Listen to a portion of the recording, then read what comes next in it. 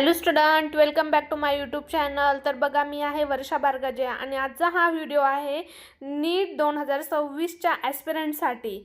तर बघा, हा व्हिडिओ स्किप करायचा नाही आहे. जर तुम्ही हा व्हिडिओ स्किप केला ना तर तुमचं एक पूर्ण वर्ष वाया जाऊ शकतं.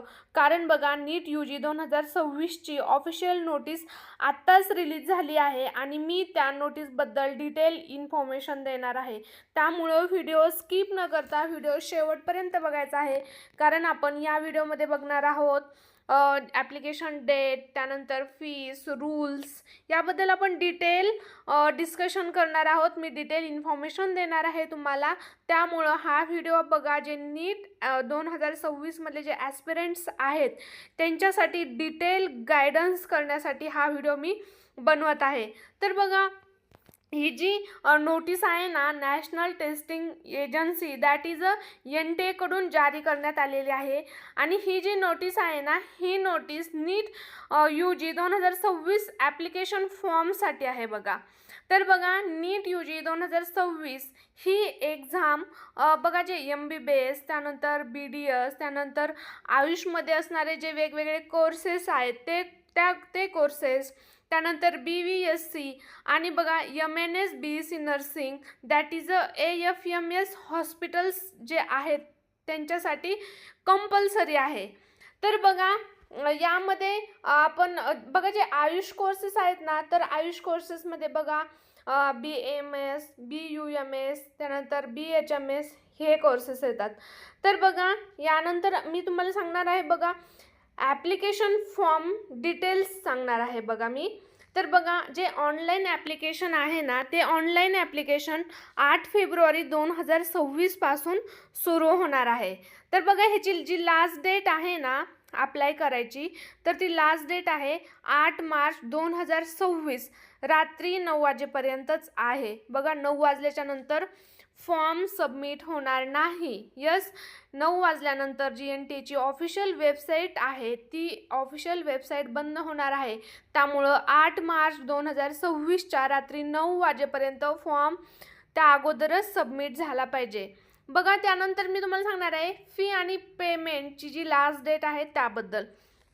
तर बघा, ती फी आणि पेमेंटची लास्ट डेट आहे 8 मार्च 2026 रात्री 11:50 तर बघा, हे जे पेमेंट्स आहे ना, जे पेमेंट आहे ते तुम्ही डेबिट कार्ड असेल किंवा क्रेडिट कार्ड असेल किंवा नेट बँकिंग असेल किंवा UPI पण आलो आहे, या थ्रू तुम्ही तुमचं पेमेंट करू शकतात. यानंतर बघा, मी तुम्हाला नेक्स्ट पॉईंटबद्दल सांगणार आहे. तो आहे बघा करेक्शन विंडो. आता हे करेक्शन जे विंडो आहे ना, ते 10 मार्च ते 12 मार्च 2026 या पिरियडमध्ये आहे. तर बघा, या करेक्शन विंडोमध्ये बघा तुम्ही मायनर चेंजेस करू शकतात. त्यामुळं काय करायचं आहे, फॉर्म भरताना व्यवस्थित आणि काळजीपूर्वक माहिती भरायची आहे. तर बघा, यामध्ये तुम्ही काय काय म्हणजे करेक्शन्स करू शकतात. फॉर एक्झाम्पल, तुमचं नेममध्ये काही करेक्शन्स असतील किंवा डेट ऑफ बर्थ तुम्ही चुकीची टाकलेली असेल किंवा कॅटेगरी करेक्ट सिलेक्ट केलेली नसेल किंवा एक्झाम सिटी यातच तुम्ही लिमिटेड करेक्शन्स करू शकतात. त्यामुळं काळजी घ्यायची आहे. फॉर्म भरताना सर्व माहिती जी आहे ना ती केअरफुली करेक्टच भरायची आहे बघा. यानंतर मी तुम्हाला सांगणार आहे बघा, जे कोर्सेस आहेत ना, ते courses covered under the NEET UG 2026. म्हणजे बघा, 2026मध्ये जी नीट घेण्यात येत आहे ना, ती नीट कोणकोणत्या कोर्सेससाठी लागू आहे. म्हणजे तुम्ही नीट 2026ची जी देणार आहेत, तर ती नीट दिल्यानंतर तुम्ही कोणत्या कोर्सेसला ॲडमिशन घेऊ शकताल हे मी तुम्हाला सांगणार आहे बघा. तर बघा, ह्यामध्ये मेडिकल कोर्सेस आहेत बघा. मेडिकल कोर्सेसमध्ये बघा MBBS, BDS, त्यानंतर नेक्स्ट आहे बघा आयुषमधले जे कोर्सेस आहेत, तर आयुषमध्ये बघा BAMS, त्यानंतर BUMS, त्यानंतर BSMS, त्यानंतर BHMS बघा. हे आयुष स्टँडर्ड कोर्सेस येतात हे कोर्सेस. त्यानंतर वेटरनरी, त्यालाच आपण BVSC आणि AH असं म्हणतो. तर बघा तुम्ही या कोर्सेससाठी ॲडमिशन्स घेऊ शकता जर तुम्ही 2026ची नीट दिलेली असेल तर. बघा यानंतर बघा जे इम्पॉर्टंट आणि जे नर्सिंग स्टुडंटसाठी सुद्धा इम्पॉर्टंट आहे बघा नीट 2026. कारण बघा जे MNS that is a military nursing service या ॲस्पिरंटसाठी सुद्धा म्हणजे तुम्हाला मिलिटरी नर्सिंग सर्व्हिस मध्ये BEC नर्सिंग किंवा AFMS हॉस्पिटलच्या अंडर तुम्हाला BEC नर्सिंग करायचं असेल तर यासाठी पण नीट UG 2026 कंपल्सरी देणं आहे. तरच तुम्ही मिलिटरी नर्सिंग सर्व्हिसच्या अंडर BEC नर्सिंग या कोर्ससाठी ॲडमिशन घेऊ शकतात. यानंतर बघा मी तुम्हाला जी एक्झाम डेट आहे आणि त्याचा जो टाईम आहे याबद्दल सांगणार आहे. तर बघा जी नीटची एक्झाम आहे ना ती नीटची एक्झाम प्रत्येक एव्हरी इयरला 5 मेला होत असते. बट ह्यावेळेस जी एक्झाम डेट आहे ना ती एक्झाम डेट आणि लास्ट इयरला बघा 4 मेला होती आणि ह्या इयरला म्हणजे नीट 2026 या एक्झामची डेट आहे बघा 3 मे 2026. त्या दिवशी बघा संडे आहे आणि संडेच्या दिवशी तुमची एक्झाम होणार आहे.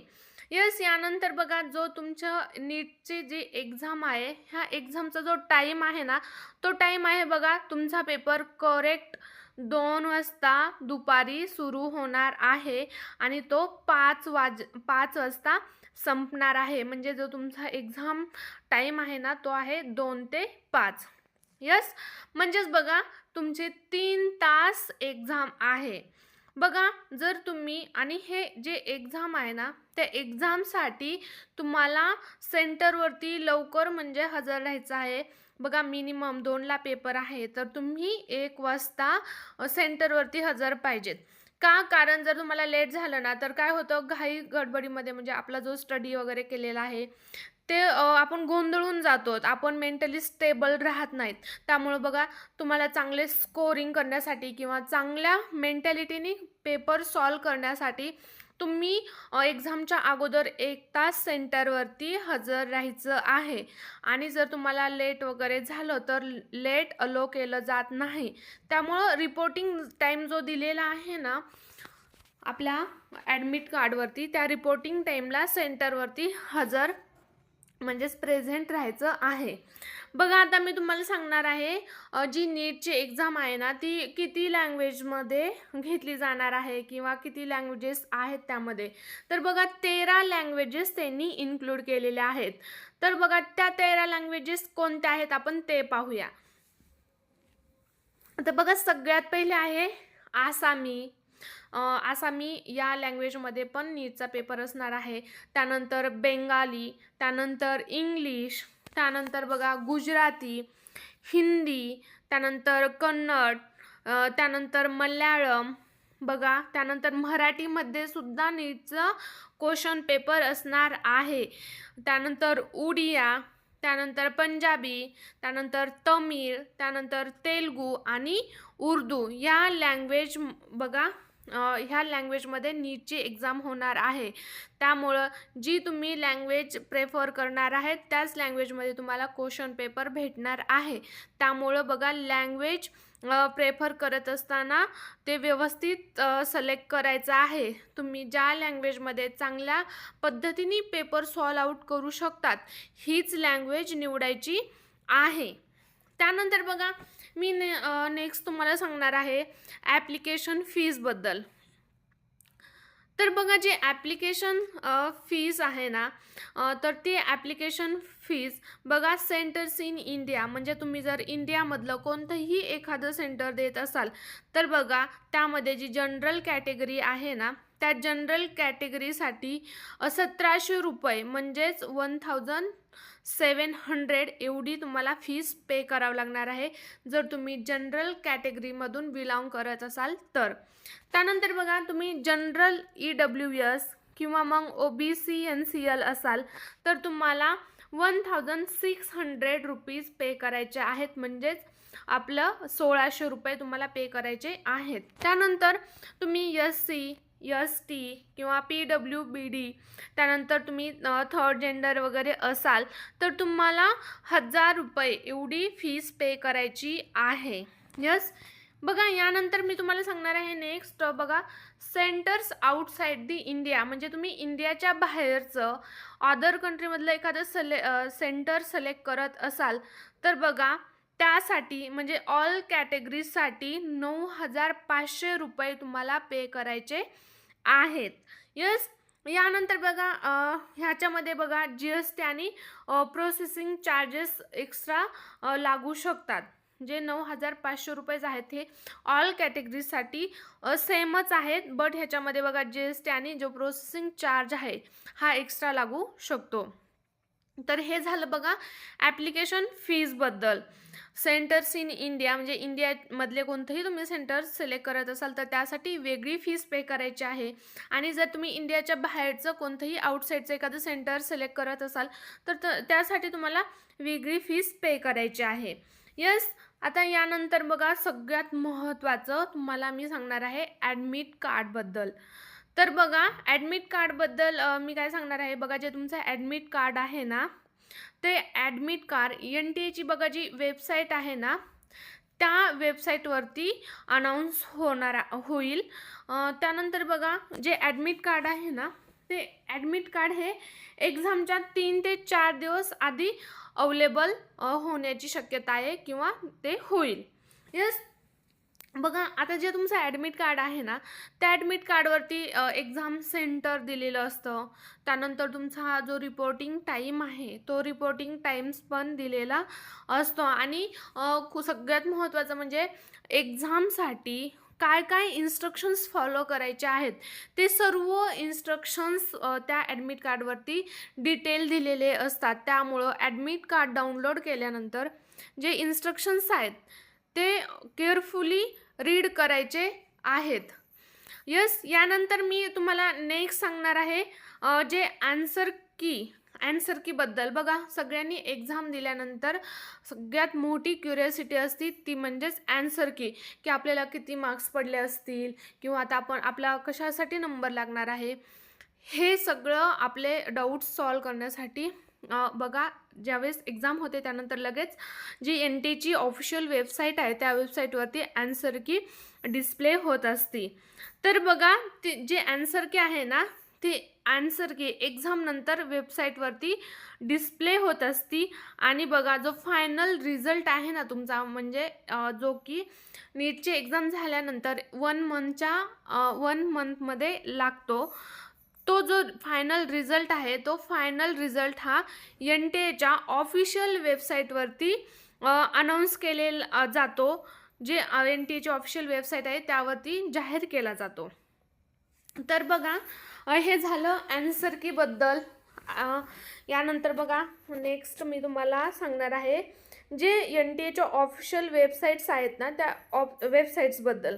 तर बघा तुम्ही ज्यावेळेस म्हणजे NTA फॉर्म तुम्हाला ॲप्लाय करायचा आहे ॲप्लिकेशन फॉर्म नीटचा, तर बघा त्यासाठी नीटचा तुम्हाला फॉर्म अप्लाय करण्यासाठी मी 2 वेबसाईट सांगणार आहे. बघा त्याच वेबसाईट थ्रू तुमचा नीटचा ॲप्लिकेशन फॉर्म हा फिलअप करून सबमिट करायचा आहे.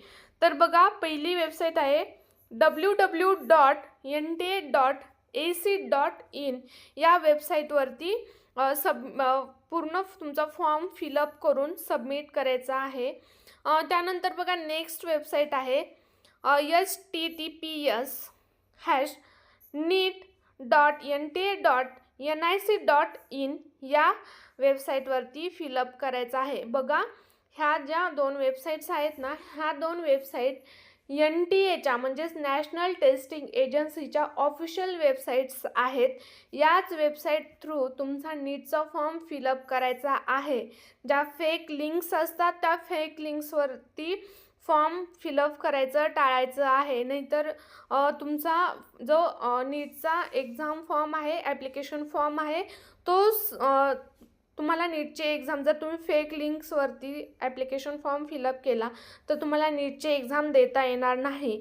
त्यामुळे तुमचं 1 वर्षाचं नुकसान होऊ शकतं. त्यामुळे बघा फेक लिंक्स टाळायच्या आहेत. यस, यानंतर बघा जे हेल्पलाईन डिटेल्स आहेत, म्हणजे जर तुम्हाला काही इन्क्वायरी वगैरे करायची असेल NTA सोबत, तर म्हणजेच नॅशनल टेस्टिंग एजन्सीकडे काही तुम्हाला इन्क्वायरी करायची असेल, तर बघा जे नॅशनल टेस्टिंग एजन्सी आहे यांचा हेल्पलाईन नंबर आहे, तो सुरू होतो बघा +9111-40759000. हे बघा NTAचा हेल्पलाईन नंबर आहे. यस, यानंतर बघा त्यांचा ईमेल पण मी तुम्हाला सांगणार आहे.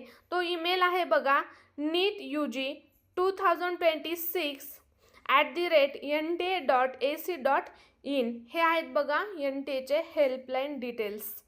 तर तुम्हाला काही इन्क्वायरी करायची असेल, काही तुमचे डाऊट्स असतील, तर तुम्ही ह्या हेल्पलाईन डिटेल्सवरती त्यांच्या NTA सोबत कॉन्टॅक्ट करू शकतात आणि तुमच्या डाऊट सॉल्व करू शकतात. यस, बघा यानंतर मी तुम्हाला खूप इम्पॉर्टंट ॲडवाईस देणार आहे. तर काय करायचं आहे, ज्यावेळेस फॉर्म फिलअप करत आहेत तर तुम्ही नेट कॅफे वगैरे या ठिकाणी जाऊन फॉर्म फिलअप करणार आहात. यस, तर काय करायचं आहे, तुम्ही स्वतः केअरफुली सर्व माहिती करेक्ट आहे का हे व्हेरीफाय करायचं आहे. यस, यानंतर बघा जे नीटचे ॲप्लिकेशन फॉर्म सबमिट करण्यासाठी जे डॉक्युमेंट्स लागत आहेत ते डॉक्युमेंट्स व्यवस्थित आणि नीट अपलोड करायचे आहेत.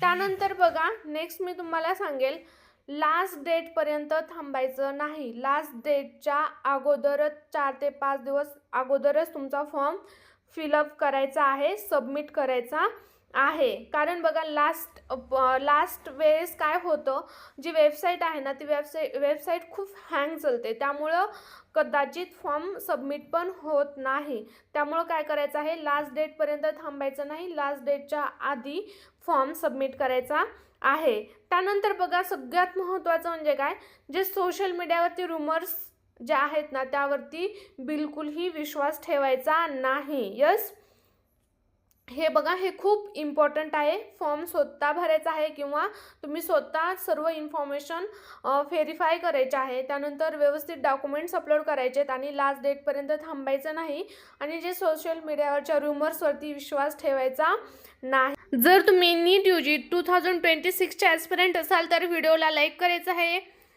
त्यानंतर चॅनलला सबस्क्राईब करायचं आहे आणि तुमच्या जे फ्रेंड्स असतील त्या फ्रेंड्ससोबत व्हिडिओ शेअर करायचा आहे. बघा जर तुम्ही चॅनलला आजच सबस्क्राईब करायचं आहे, कारण बघा पुढच्या व्हिडिओमध्ये मी तुम्हाला डिटेल गायडन्स करणार आहे. बघा तुम्ही म्हणजे सिलेबस तुम्हाला हवा असेल तर सिलेबसबद्दल, तुम्हाला स्टडी प्लॅन हवा असेल तर स्टडी प्लॅनबद्दल, किंवा तुम्ही नर्सिंग होण्याचं स्वप्न असेल जसं मिलिटरी नर्सिंग वगैरे याबद्दल पण मी तुम्हाला डिटेल गायडन्स करणार आहे. त्यानंतर बघा तुमचं जे कट ऑफ अनालिसिस वगैरे आहे एक्झाम झाल्यानंतर याबद्दल मी नेक्स्ट व्हिडिओ अपलोड करणार आहे, त्यामुळं चॅनलला सबस्क्राईब करायचं आहे. आणि बघा नीट 2026चा सिलेबस किंवा तुम्हाला स्टडी प्लॅन हवा असेल किंवा नर्सिंग किंवा मिलिटरी नर्सिंगबद्दल तुम्हाला गायडन्स हवा असेल तर मला कमेंट्समध्ये नक्की सांगायचं आहे. मी त्यावरती तुम्हाला नक्कीच गायडन्स करण्याचा प्रयत्न करील. बघा आज जर तुम्ही स्टडी केला ना तर उद्याच्याला स्टेथोस्कोप हा तुमच्या गळ्यात असणार आहे. त्यामुळं बघा आत्ताच स्टडीला लागायचं आहे आणि तुमचं डॉक्टर होण्याचं स्वप्न पूर्ण करायचं आहे. त्यामुळं डोंट गिव्ह अप, युअर मेहनत इज वर्थ आहे. All the best future doctor and nurses. Thank you.